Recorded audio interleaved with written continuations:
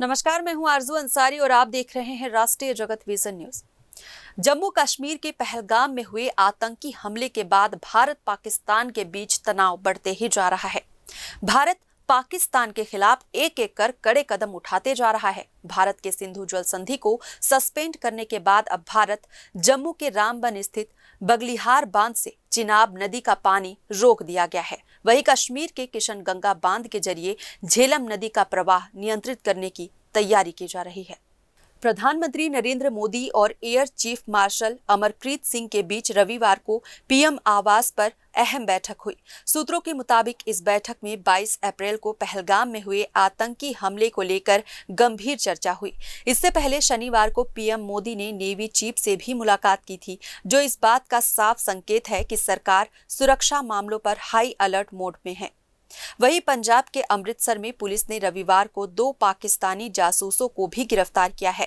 Police के मुताबिक ये दोनों आरोपी सैन्य छावनियों और एयरफोर्स बेस की जानकारी और तस्वीरें पाकिस्तान भेज रहे थे। जांच में पता चला कि दोनों का संबंध पाकिस्तानी खुफिया एजेंसी ISI से है। तनाव के माहौल को और उकसाते हुए रूस में पाकिस्तान के राजदूत मोहम्मद खालिद जमाली ने भारत को परमाणु हमले की धमकी दे दी है। उन्होंने शनिवार को रूसी मीडिया को दिए इंटरव्यू में कहा, अगर भारत ने पाकिस्तान पर हमला किया तो हम पूरी ताकत से जवाब देंगे, भले ही वो न्यूक्लियर हमला ही क्यों न हो।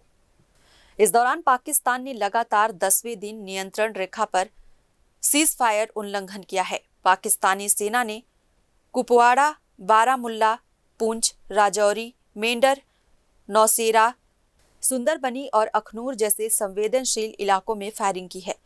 शनिवार को भी कुपवाड़ा, उरी और अखनूर के आसपास पाकिस्तान ने सीज फायर तोड़ा था। फिलहाल इस खबर में बस इतना ही। देश प्रदेश की खबरों से अपडेटेड रहने के लिए हमारे चैनल को सब्सक्राइब करें और नए खबरों के नोटिफिकेशन के लिए बेल आइकन को जरूर दबाएं। नमस्कार।